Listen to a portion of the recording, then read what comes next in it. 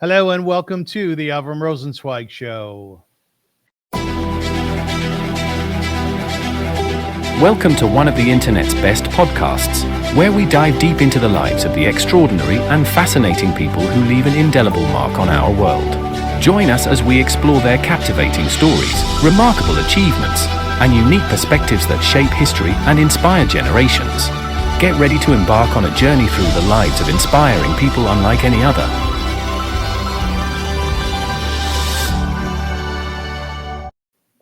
Hello, folks, and welcome back to the show. My name is Avrum Rosensweig, and I am delighted to be here with you. I'm also very honored to have back as my guest today Itzchak Levit, the chairperson of the Givati Brigade Association since 2012. Welcome, Itzchak. Welcome. Thank you for inviting me, Avrum. Oh, absolutely. It's always an honor, a kavod. A little bit about my guest. In 1978, he became an IDF officer and completed all the command posts up to company commander. He took part in several operations in Gaza Strip and South Lebanon. And during the first Lebanon War and in 1982, he served as the commander of a paratroopers company commander. Itzchak was a colonel in the Army by the time he retired from the IDF and the Givati Brigade Rotem. He went on to be an entrepreneur in the field of high tech.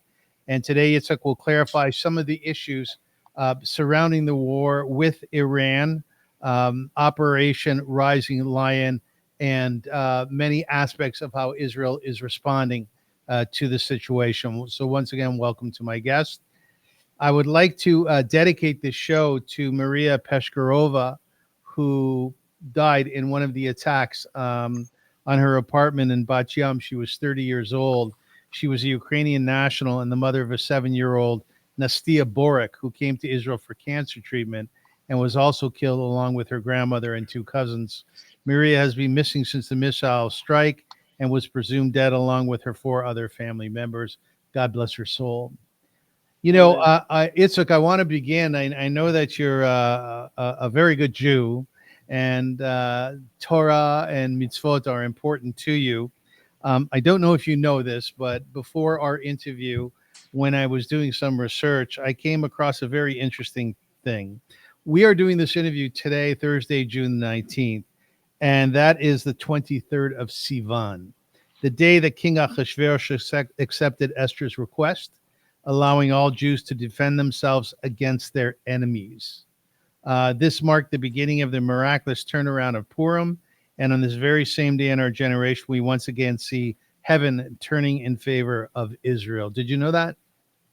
Yes, of course. I knew that. I read a few articles. I also watched 1 or 2 interviews with some rabbis that refer to the point. Let's say I tend to agree with this type of prophecies because it has happened too many times in our history that things that happen today were already predicted by the Bible before 3,500 years ago, more than that. So would it be appropriate to say, I want to talk about many aspects of Israel's war on Iran. Are you a believer in Nisim, in miracles? The question is what you think a miracle is. Yes. Also, between our sake, there is some, let's say, discussions about what a miracle is, what a hidden miracle is, what a revealed miracle is. Basically, I believe that our world is monitored by the divine, and things doesn't happen by chance. We cannot understand the exact, calculation of God, but I feel in really deep in my heart that things in this world doesn't happen by chance, or how we say in Hebrew, it doesn't happen b'mikre. And if you make the letters of mikre in the other direction, it means Hashem Rakam, God plan. It's interesting by itself. Yeah. I just want to give a little bit of a context to our listeners and viewers about who you are and what you do as the chair of the Givati Brigade Association. The Givati Brigade Association preserves the heritage of the brigade since 1948. It perpetuates the fallen soldiers, more than 1,100 fallen soldiers. It cares about the welfare the welfare of soldiers and of families of soldiers, fallen soldiers. And it is active really all around the world. Itzchak was just here in Toronto at a beautiful program at Petach Tikva Synagogue, and I commend you for your work. I commend you for your work. You are a very devoted Jew. Thank you. Thank God we have not only in Israel, also in many countries, good Jews that care about Israel, care about our mutual faith, and they are active not only, by philosophy, but also in very practical deeds in order to reinforce and fortificate our nation. I've been in television and radio for many years, so I've had the advantage of talking to directors who watch their show once it's finished, and they have a very unique way of looking at it, much different than the viewer who is sitting on their couch and sipping on some beer. They look at all the points of it, the edits of it, what happened at that particular time. I'm curious, as somebody who was in the IDF, was an officer in the IDF, an important one, when you watch this war, Israel's war on Iran, how do you watch it, perhaps differently than I might?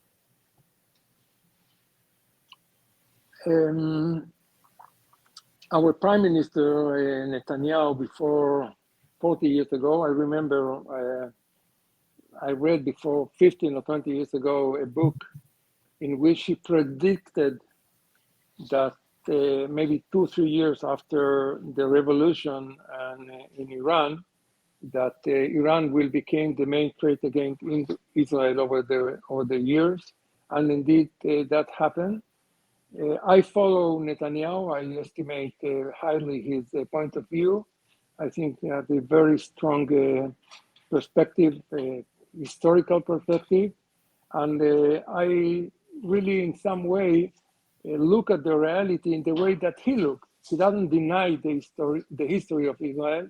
He doesn't deny, or he doesn't forget, maybe it should be said in that way, that the Jewish people since the days of Paro have been persecuted, and it is just another stage in this historical phenomenon that the Jewish people are persecuted, sometimes by the Persians in the Ahasuerus time, and afterwards by the Romans and even the Byzantines in some way, and of course in our modern area by Hitler, and in the last 75 years by the radical Muslim.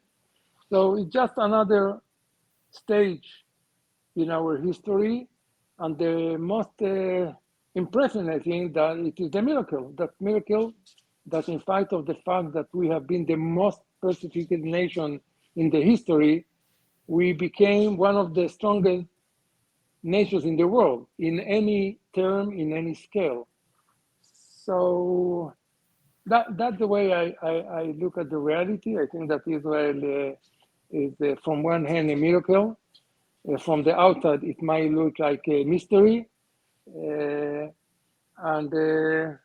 we are in some way fulfilling, I think, that the role that we have been assigned to bring good to this world, to bring moral to this world, and in spite of all the difficulties that we are facing over the years.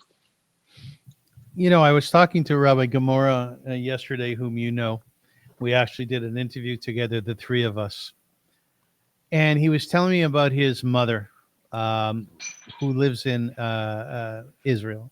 And she's an elderly woman. And in his discussion with her, she said, look, I was around in 1948. I was around in 56. I was around in 67, et cetera, et cetera. She goes, this is the lot of the Jewish people. And I said to him, Rabbi, is your mother she must be a tough woman, having gone through all that. I've never gone through war. I've never gone through what it is like when a siren goes off and you have to run into a bomb shelter. This being another war, the missiles coming in, does it scare you? Are you terrified with this? No, I think that in Israel somehow we became, familiar with this type of things. I remind you that in '91, when Iraq, Saddam Hussein decided to launch his Scuds to Israel, which lasted, about 10 or 2 weeks, maybe. I don't remember exactly. We were exposed to something very, very similar.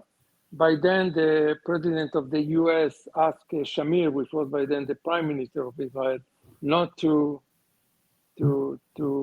react. And seemed like Shamir's decision to listen to the president of the US was the right one. And that happened. I remember, by the way, myself, by then I lived in a Mossad not far from Jerusalem, standing on top of a hill and looking at the Scud running all the way from where you could see them, all the way to the center of the country. So, I'm not sure that I behave in a very responsible way, because I asked my children by then to get into the shelter, but I couldn't stop myself from going outside and see what's going on. I think that most of the people in Israel, I don't think that we are scarred from wars. I don't know how to explain it logically, but since we have been every year, if not a war, an operation, if not an operation, terror attack, if not terror attacks outside of Israel, it became like I don't want to say that we are normalizing it, but it became something so common that I think that we are like immune by this type of thing. And I'm not sure that any other nation will be able to stand in that way. I must tell you honestly. I think there is something in the Jewish spirit, maybe related to our faith, maybe related to our history, maybe related to the fact that we know how other generations suffer so much, were oppressed in the countries where they live, that it makes us like a type of immune from threats. This is my personal feeling, and I have the feeling from conversations I carry out, of course, with my friends, with people that serve with me in IDF. They feel more or less the same. That is, sometimes a second or a half a minute that when something explodes, that your heart, jumps a little bit. But that is, you immediately return back to action mode. Who do you worry about during the course of the day during this war? Who are you thinking about?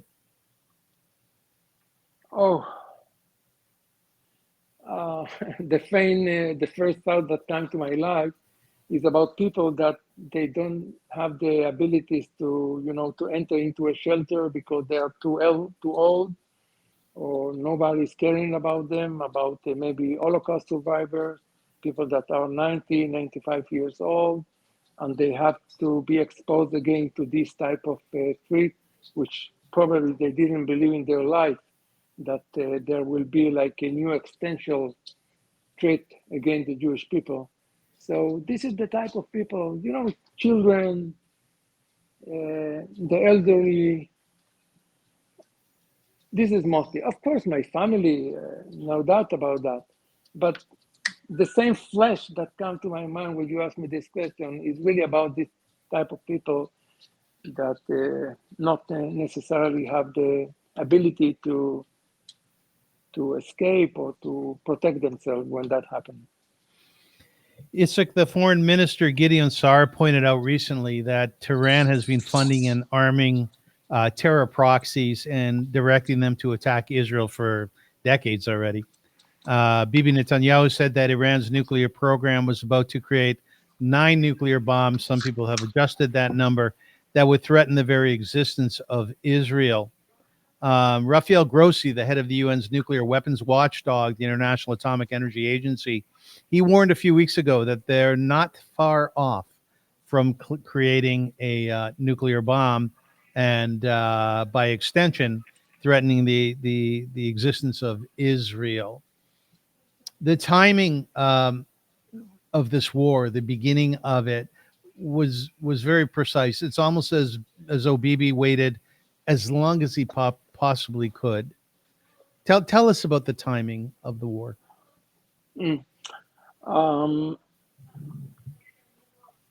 My understanding is that there was like an escalation in the dual essential threat against Israel. That, of course, we have been facing for years. Two threats. The first one, of course, to weaponize and enrich uranium to make atomic bombs. According to the estimation, they could be able to produce 6 bombs simultaneously within a couple of really months, maybe 1, 2, 3 months. And the second one about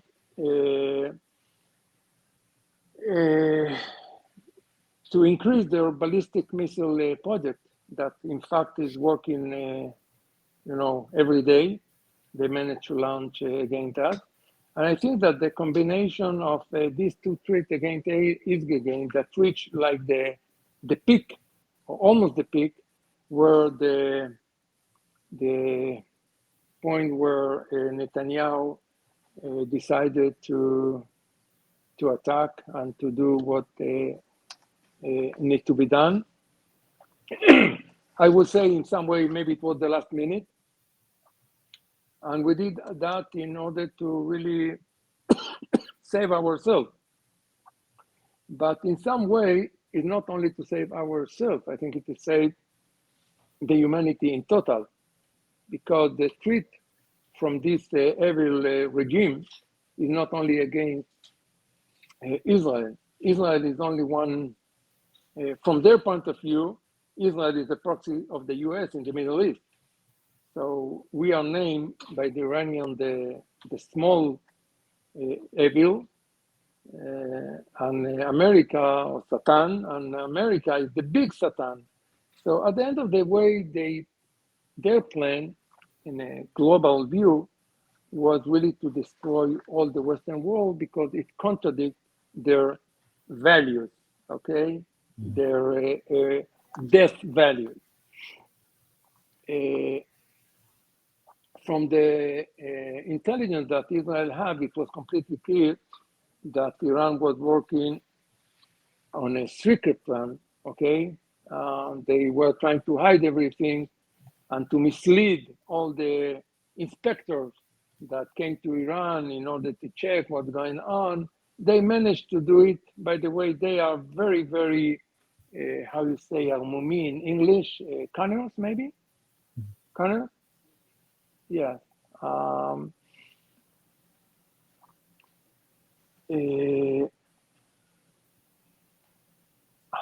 And I think that the picture that the government in Israel built was, among others, based on the fact that I remind you that in 2018, we managed to rob all their nuclear archive from Iran, from Tehran, to bring it to Israel and to showcase it to the president of the US and tell him, listen, you need more than that as a proof what are the real intentions of Iran. They are cheating you. Wake up.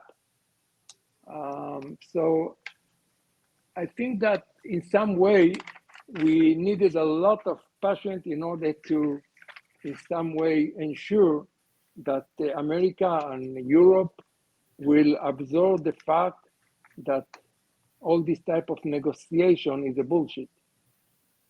It's really a bullshit. And thank God, things happen. I would say in other way, we cannot afford the second Holocaust, a nuclear Holocaust. That's what the Iranians wanted to do, in fact. We already had one in the previous century, and that is not going to happen again, no doubt. And that is the reason why we had to act now. They were very close to that, and thank God, we will prevent that.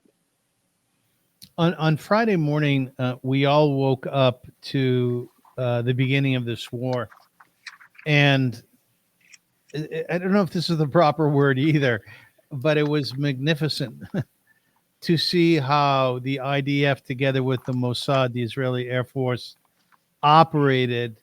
Not only sending over 200 fighter planes, but also within Iran itself.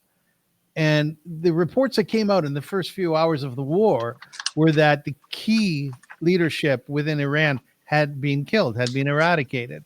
We heard that the nuclear scientists, up to 14 of them, instrumental in developing Iran's nuclear program, had been wiped out. A drone system had been entirely set up, which had been smuggled into Iran over the last couple of years. That level of creativity and fighting, I think, boggles the Jew and the non-Jew alike. When you watch this, as somebody who has been in wars, somebody who has been sitting around the table strategizing on how we are going to accomplish our goals of beating the enemies, were you also mesmerized? Are you also taken by the creativity of the IDF and the Mossad?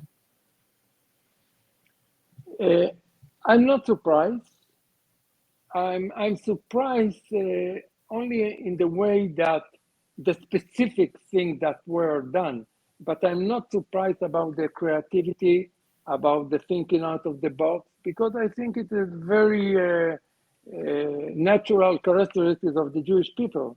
Mm-hmm. Okay, we have spirit of survivors, and survivors all the time look how they can overcome, how they can bypass, how they can perform better in order to survive. Yes. So I think this is a very typical Jewish way of thinking. And I tell you something else. I remember myself in operations in Lebanon.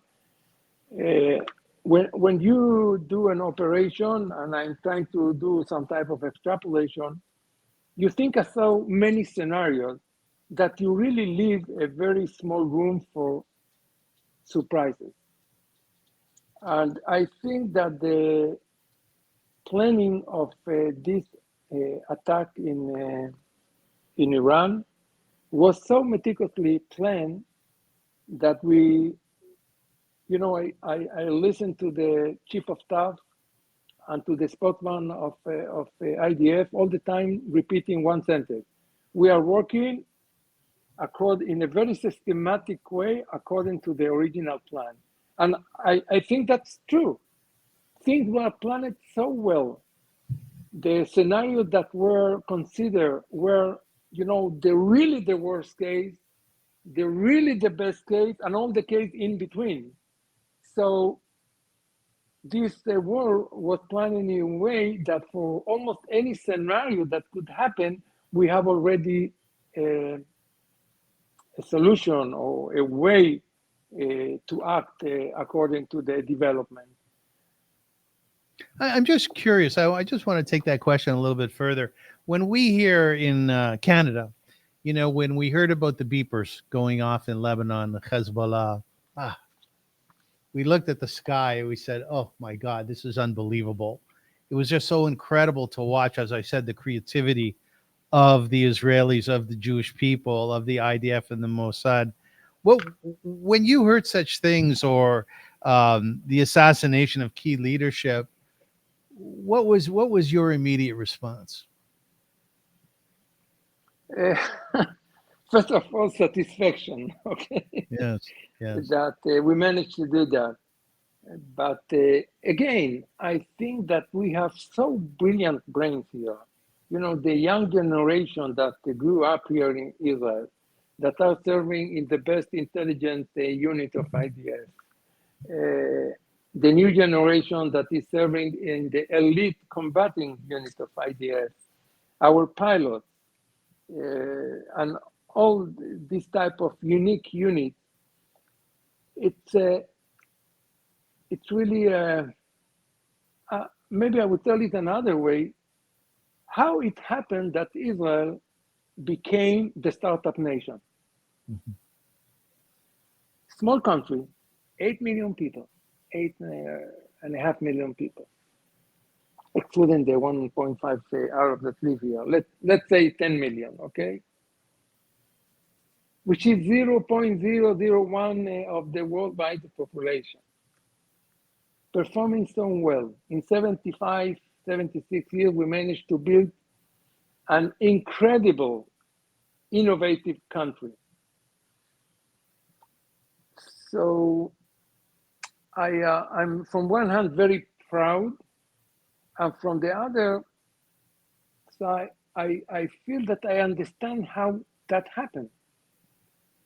You know, also as commanders in the IDF, and also as entrepreneurs in the high-tech industry, we really give room to the people that we command or that we manage to bring their knowledge, to open their mind, to be creative. We are not dictators in our thinking. We are not people that we think that we are the smart people in here, and all the people that are surrounded our company or unit, they are native, or they are people that they just need to obey and to do what we ask them to do. No, this is not the way of behaving and thinking in the Israeli culture.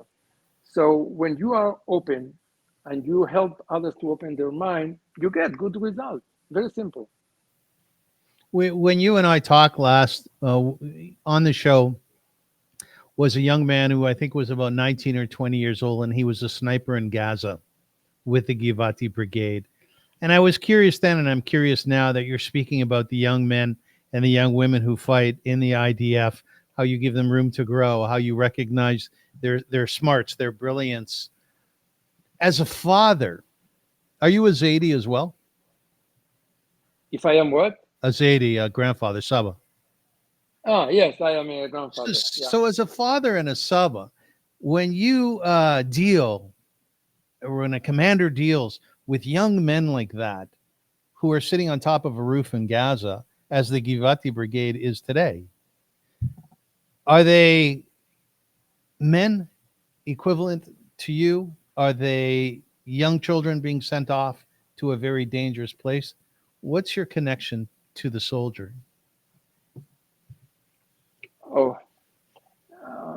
I will tell you a few things on that respect. You know, there is a saying in Hebrew, "Atalmid ala al rabo." Okay, and I think I feel in some way. You If have to you're asking you me, have to translate that. yes, "Atalmid ala al rabo." The student is performing much better than his rabbi. Yes, yes. Okay, so I really feel when I speak, when I referring only to my family, to my children, to my 4 children, that that's really the case. Now, I don't know what is the reason. I have not analyzed what is the reason, but I really feel deep in my heart that that is the case. And I will give you maybe one or two samples. My youngest daughter, she was an officer in Givati. She was a shooting officer in Givati. She's today 27, and I asked her to help me in my business. He has now like a half a year time, a break from her work. He's a dancer, by the way. He's a ballet dancer, and I asked her to help me with a lot of stuff related to my business. You know, I'm fascinated. Things that I never think about. She's improving. She told me, but Dad, why you don't, maybe I will do. Now, she became an expert in AI. Now, I know what AI is. I am also involved in the high-tech industry, but the way that she looks at AI and how she takes advantage of this AI is at least 1 or 2 levels higher than what I did Yes. in the last couple of months.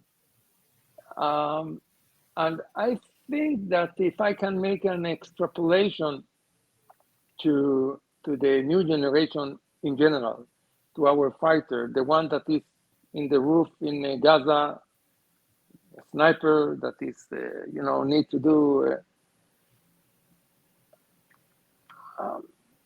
I have the feeling that, when we were young, we studied the traditional studies, everything we were reading from books, from textbooks, and from frontal lectures, okay? And we absorbed what we absorbed, and we became smart the most we can. Wonderful. When I look at this generation, the amount of information that they get and they have to analyze in a second through their mobile phone, through the TV, through their tablet, through their laptop, through the social network, is tremendous. And I think that maybe they know less history, or maybe they know less, philosophy, but they are very, very advanced in everything that has to do with the world today and how to take advantage of technologies of today in order to perform better in the future. And I think even about that sniper that you mentioned today, I'm sure that this guy improved his performance not only by firing in a simulator, but also by looking in YouTube film about sniper and commenting on social media with his friend and exchanging ideas in a second, and not sending a letter that will reach the destination in a week from now. Everything is so fast. Everything is so efficient in a way, and I think that their brain is filled with so much information that it by itself is like training this muscle with such amount of information, and at the end of the day, you become more knowledgeable. Not necessarily, as I say, in history and in philosophy, but for sure in the things that they need for their work or for their service in IDF. By the way, I love how your face changes when you talk about these things. You come to life. You get very excited, and kol hakavod to you, because I also get very excited. Let's talk a little practically about this war. The Israelis are, saying that they have control over the skies. And we do know that ballistic missiles are getting through. In fact, today, the hospital in Beersheba took a lot of damage.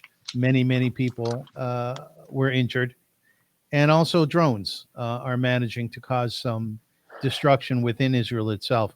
So when Israel say they're in control of the skies, what exactly do they mean? First of all, on a personal view, I want to tell you that the deputy manager of the Soroka hospital, which today had one missile hit the hospital, is a good friend of mine. He served in Givati. He was the commander of Sayeret Givati when I was the commander of one of the battalions in Givati. His name is Dr. Dan Schwarfuchs. And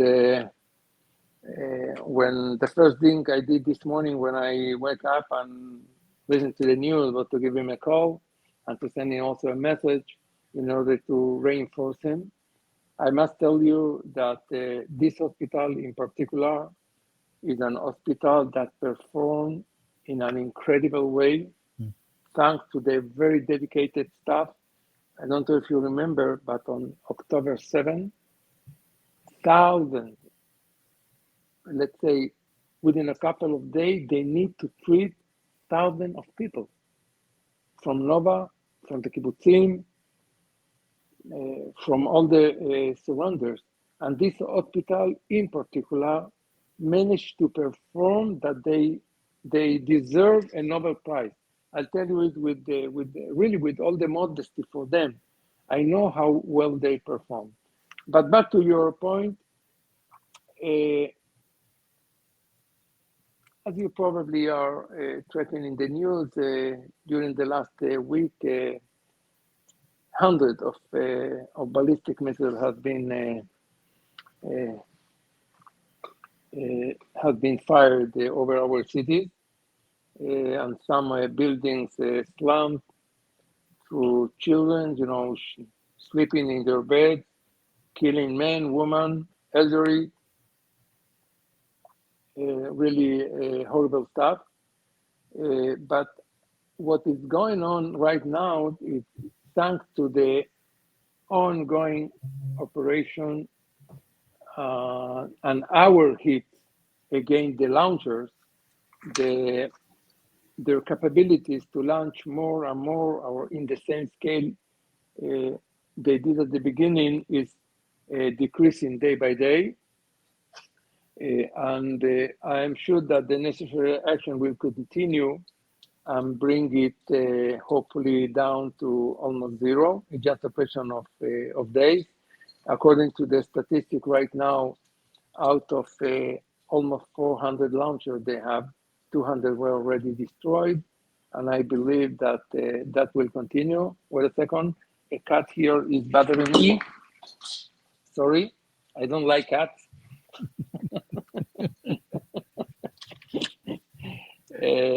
And furthermore, over the last year, really the Mossad did so wonderful work to peel on the layers of protection. So Israel has today, thank God, the free highway to Tehran sky, and we can now pick off the target that we need in Tehran and other place in order to finally destruct all their nuclear plan and beyond that. Itzchak, the Fordo facility in Iran is sort of the key piece to Iran's nuclear program, and it's underground. Not easy to destroy. It requires a particular type of bomb if you want to destroy it from the sky. The U.S. has those bombs. Israel does not. Will the United States come into this war?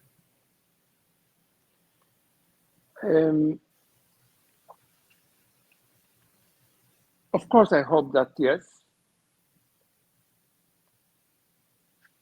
I think that President Trump, I'm so proud. I am not an American citizen, but I'm so proud of him, how he managed to play their game, but according to his rules.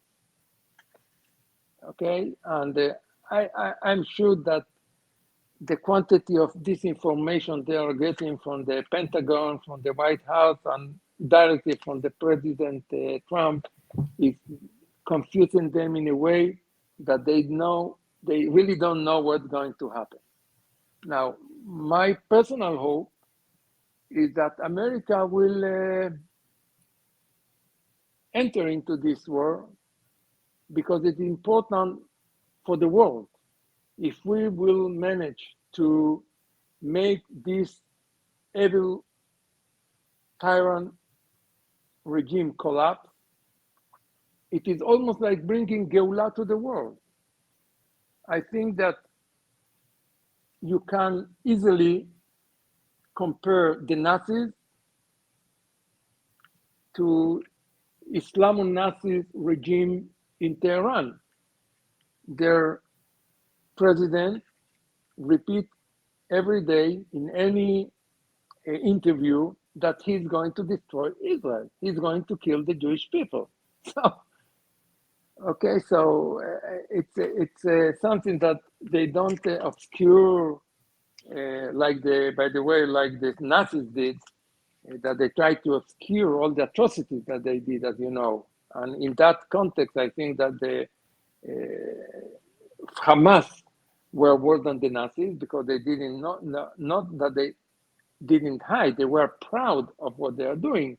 And this is exactly the same case with the Iran regime. They are proud of the fact that they are leading the East Law Nazi front in order to, first of all, kill all the Jews, And the next step will be to finish their plan to develop a missile that can reach 8,000 kilometers, not only 3,000 kilometers or 4,000, and then to be able to bomb the east coast of Canada, of the US, and of course of Europe.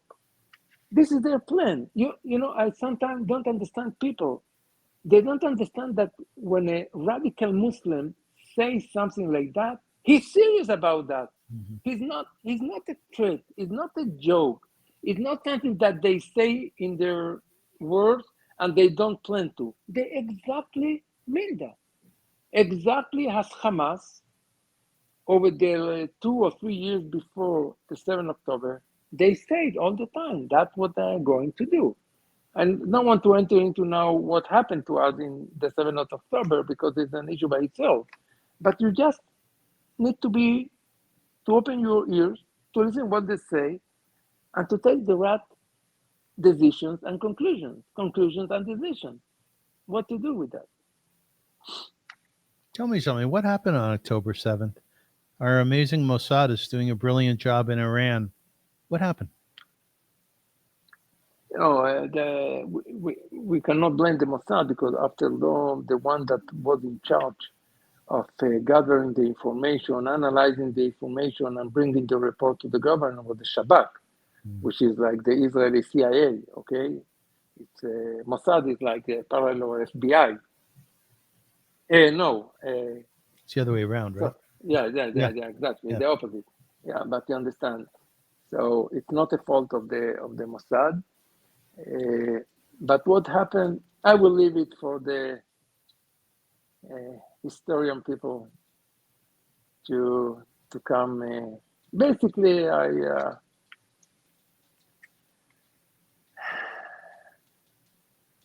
it was a combination of reasons that you know.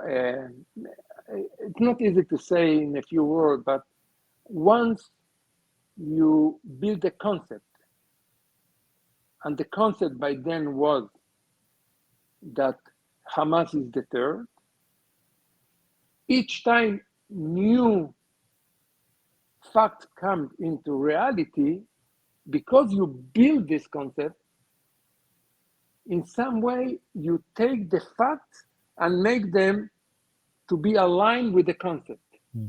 Instead of saying, wait a minute, something here is wrong. Something is not, these facts are too far from the concept. Let's try to gather more information and to understand what's going on. So I think that in some way what happened, the analysts that gather more and more fact information and you know all this type of human information, when it was presented to the high level was so convinced that Hamas is the third that all the interpretation of the new facts were done in a way that fit the concept instead of asking, no, it cannot be. This is my really modest tip I can give you on my absolutely personal view of what happened there. Itzchak, tomorrow will be 1 week since the war started on Iran. You've heard some chirpings, if you will, some criticism from the Arab nations towards Israel.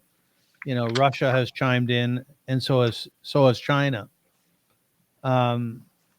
Is there any possibility of this war expanding? Any of the Arab nations fighting with Iran, or China and Russia coming on board more so?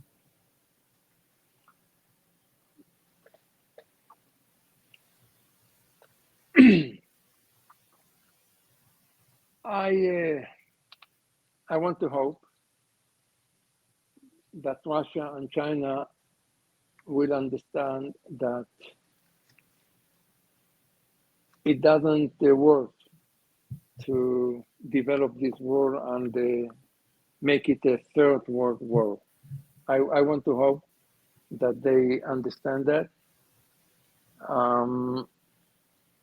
and specifically about the Arab countries, we are not hearing too much harsh criticism from the Gulf Arab countries. There have been some statements done by the Amir of Arab Saudi and other countries condemning Israel that violated the sovereignty of Iran. But I'm absolutely convinced that it is only for the protocol. I think that if you will take a flight now to Arab Saudi and meet with the leaders there, they are sharing with the champagne glasses. Yeah. I'm 100% sure about that. I agree with you. Yeah. By the way, even although the fact that according to the Islam, drinking alcohol is forbidden, as you know, but I think that champagne for this case It's will okay. work perfectly for them. Yeah, it's okay. We are at the end of the day also releasing them from a mortal threat, and they know that. They know that, and I reminded just a couple of years ago, Iran fired some missiles into Aramco in Arab Saudi, their oil facilities, and all the time they send terrorist cells everywhere through the Arab world and to Europe and so on.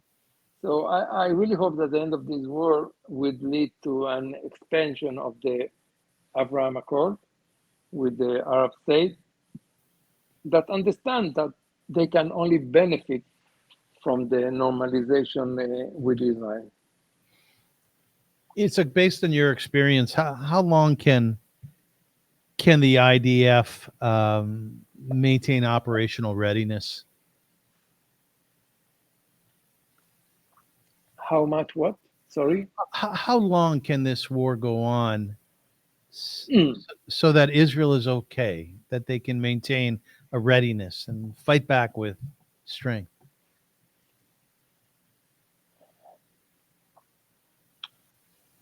First of all, I have a feeling that Israel has in its arsenal some other surprises for Iran. And that type of surprises may lead to a faster end of the war. Okay, this is number one. Two is quite clear that if the United States will join us, the war will end faster because it's obvious that will be the outcome of their involvement in the war. And three is that if the US will not join the war, and I hope that they will, the war will last more, but the Americans will continue helping us as they did until today. It is their interest. They are not doing that only because we are their friends or their allies or the sane democracy in the Middle East. They are doing that also because there is a history of friendship, of brotherhood between the two nations. There is a mutual interest, and there are, beyond everything, the interest of America in the Middle East. If America with Israel managed to really defeat completely the Iranian regime and to make it collapse, in some way, America will dominate the Middle East. Mm-hmm. And if America dominate the Middle East, their position worldwide and towards Russia and China become even stronger. Itzchak, I always like talking Torah with you. I enjoy it very much. The last interview we did, you had a nice Dvar Torah. I have to put this in front of you because I know you're going to have a thought on it.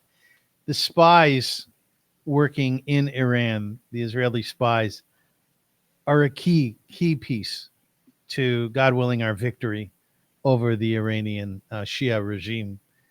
This week's Parsha Shalach Lecha, talks about the 12 spies going into Canaan to scout out the country and to see, in fact, are we ready to enter Canaan, which will be Israel?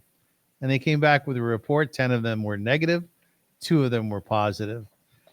When you think about this week's Parsha being Shalach, dealing with the spies, knowing how Israel utilized the Mossad, utilizes spies within Iran, what comes to mind? Wow, this is something I didn't think about, but I can tell you maybe one thing. According to our state, if I remember correctly, one of the explanation about what happened to other 10 spies that they feared the people is because they were feared by themselves. They came and they maybe didn't have the strength that they want to fight. Maybe they were already tired from the journey in the desert, a couple of months. Only after they return, we start counting the 39, almost 40 years. So I don't know the full psychological mechanism that work in their mind in order to come to the Jewish people. And there is a say in Hebrew, "Chetzi me'emet yoter gua me'asheker." Half of the truth is worse than the lie. Why? Because when you put some truth in a lie, the people, the audience that is listening, they tend to receive it because there is some truth there, okay? But when you say a lie or a complete lie, you immediately recognize, oh, this is a lie. And what they did is they start with good words. Oh, Eretz Israel, kazot, kazot, but, and then came the but, with all the long list of the problems and the challenges that they will need to. Thanks God, we live in a generation that the 12 or 24 or 18 or 36 or 360 or multiply it by high as many times as you want of spies that went to Mossad, they had no fear. They were so convinced that they are doing the best thing for the Jewish people. And you see from the outcome that that was the case. Think about young people in Iran or people that from Israel came to Iran, Mossad staff. What a courage they need. Can you take there a person that is scared from uncertain, from things that are uncertain? When you are a Mossad agent, you are all the time in a world of uncertainty. You don't know. You have so many questions, so many risks, so many dangers. And these people proved to be from the quality of the 2 spies that reinforced the Jewish people in the desert and say, no, nochal, yachol nuchalla. We will be able to overcome. And this is the only maybe thing or thought that can come to my mind, that in this case, our spies are all aligned, like the 2 spies. If I remember, it was Yoshua, Caleb, and Yefuneh. Nachon, yes. Yeah. Tell me something. In Israel, I know there's a bit of a hierarchy within the IDF as to who is the greatest, between the brigades, between the positions within the fighting units.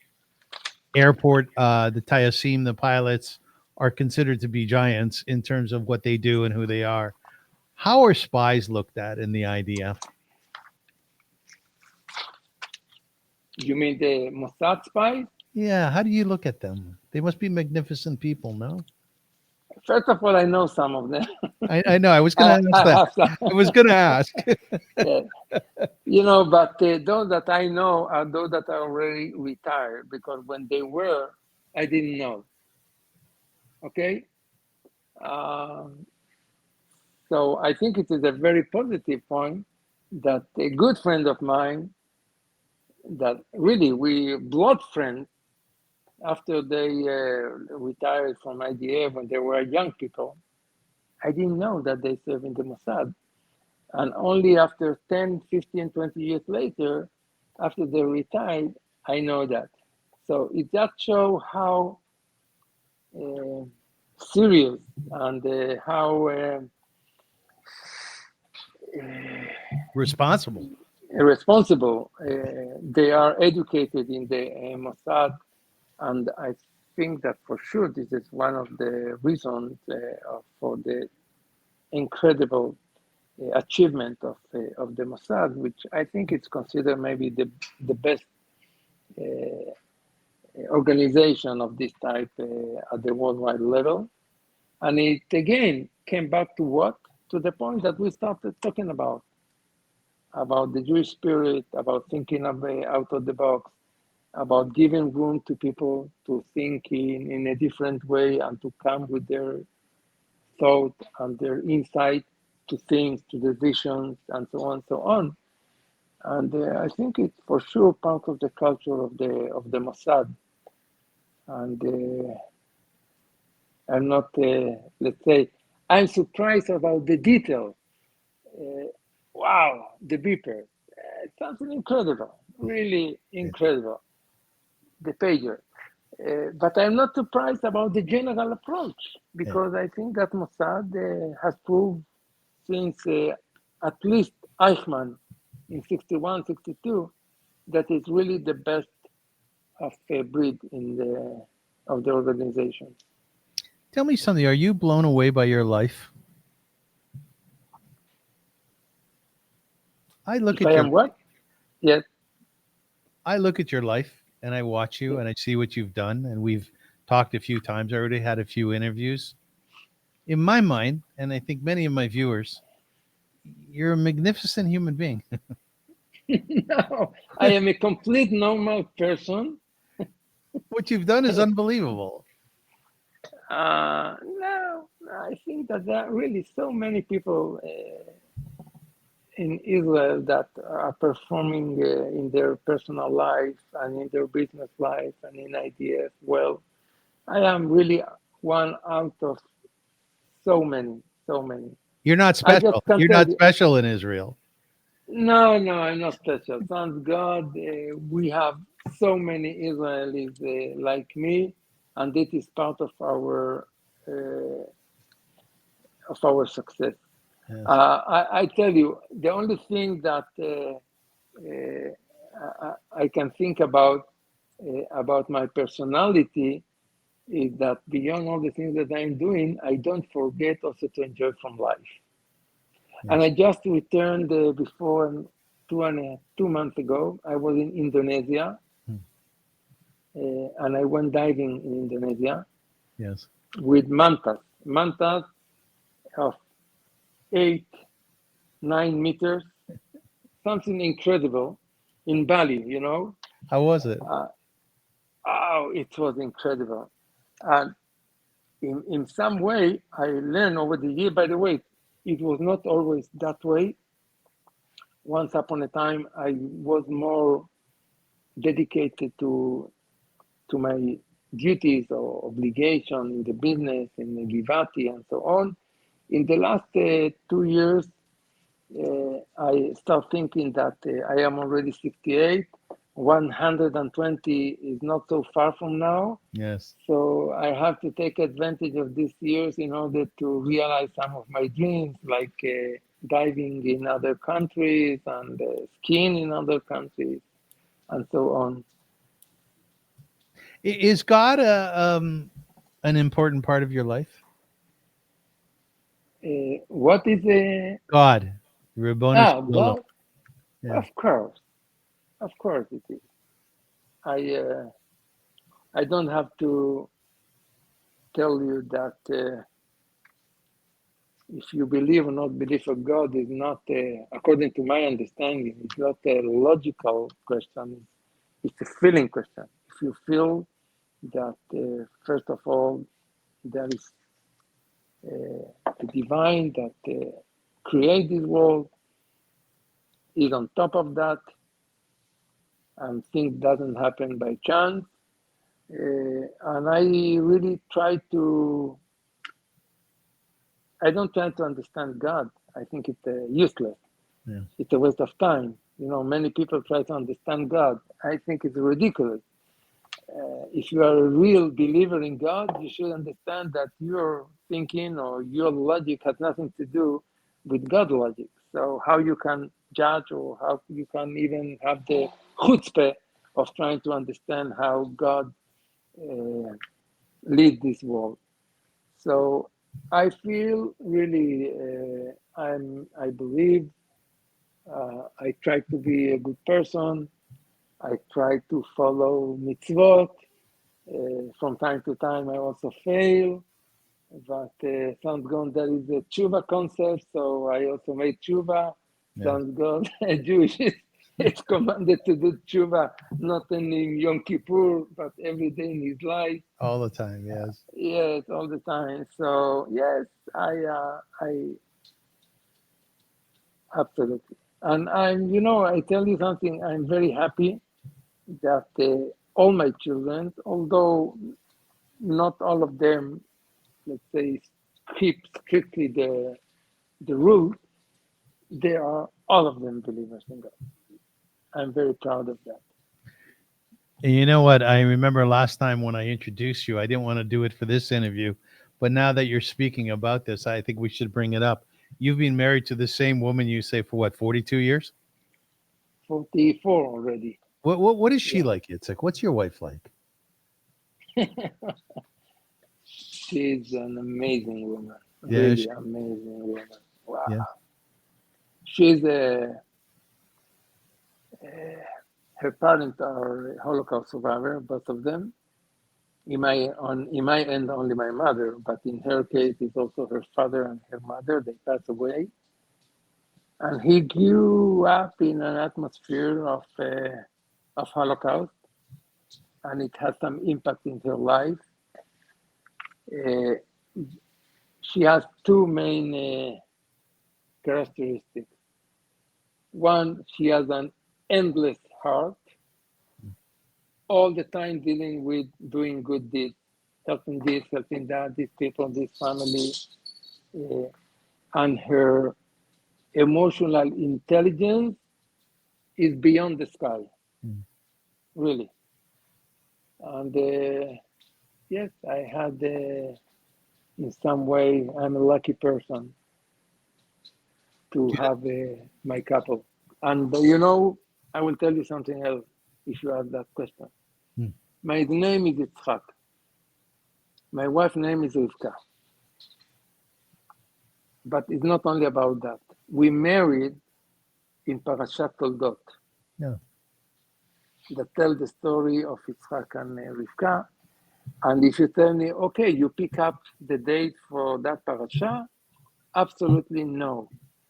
The only reason that we got married in that Parashat Toldot, was that by then I was an officer in IDF, and we went to Beit HaChayal, the soldier house in Tel Aviv, that provide this type of services to officers, that you can make your wedding in the soldier house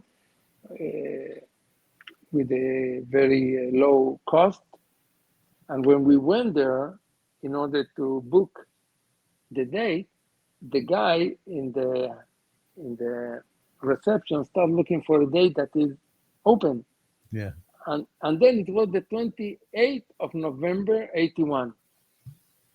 Okay, we say, if this is the only one in the upcoming month, let's take it. And only after we went to the house of my wife's grandfather to share with them the fact that we're going to get married, he asked, when you're going to marry?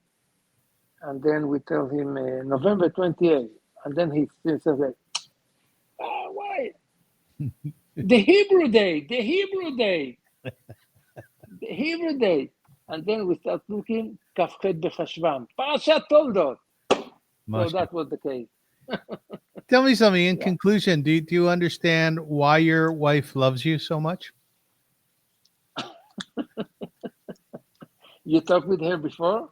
No, I did not. I did not. Do you see what she sees in you? I think so. Otherwise, she wouldn't stay with me 44 years. Yes. I think so. It is mutual. All right. In conclusion, folks, I would like to say a prayer for the IDF soldiers. He who blessed our forefathers, Abraham, Isaac, and Jacob, may he bless the fighters of the Israel Defense Forces who stand guard over our land and the cities of our God. From the borders of Lebanon to the desert of Egypt, and from the great sea unto the approach of the Arava, on the land, in the air, and on the sea. May the Almighty cause the enemies who rise up against us to be struck down before them.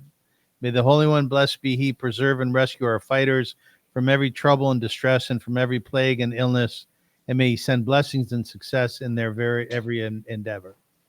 May he lead our enemies under our soldiers' sway, and may he grant them salvation and crown them with victory, and may there be fulfilled for them the verse, for it is the Lord your God who goes with you to battle, your enemies for you to save you. And we all say amen. Amen. Itzchak, thank you so much. Can I tell only one pasuk from Sefer Bamidbar? Yes. Which is related to the name of the war. Look, a people that rises like an awesome lion and rises itself like a lion. We are real lions, and we will defeat our enemies, and they will regret the day that they decided to eliminate us. With God's help. Amen. Amen. Itzchak Levit, thank you so much for being with me once again. I always enjoy my time with you. And I have to tell you something. We who live in the diaspora, and I'm sure you have thoughts on this, it's a scary place to be out here sometimes, you know? You hear from Israelis so much. I know that there have been Israelis who have left Israel since the war. But overall, and I have much family there and friends, they say there's no place that they would rather be than Israel. The phenomena about Israelis is that, do you know how many Israelis are coming back home since the war? Mushu. It's crazy. It is completely illogical because usually in other countries, people are looking to escape from their country. Now the Israel want to return back. Yes. It's like 200,000 Israelis are trying to find their way back home. Yes. It's really incredible. It's like a cafe hafuch. Yeah, exactly. This is the, I don't know if to name it the Jewish spirit, but for sure the Israeli spirit. Mashu. Anyways, ladies and gentlemen, thank you so much for listening and for watching. We're very grateful. We say, Am Yisrael Chai, be proud to be a Jew. And as Itzchak said in conclusion, we will be victorious, God willing, very, very soon. And the nation of Israel will only grow and be around forever while these while these regimes fall. And we have to thank our IDF soldiers. We have to thank the Israelis. We have to thank their families, their mothers, their grandparents, everybody who's on the front line of Jewish people today. Toda Rabbah from our hearts. So till we meet again, Sei Gesund, like they say in Yiddish, and thank you. Sei Gesund. Thank you. Thank you so much. Bye, Avrum. Thank you.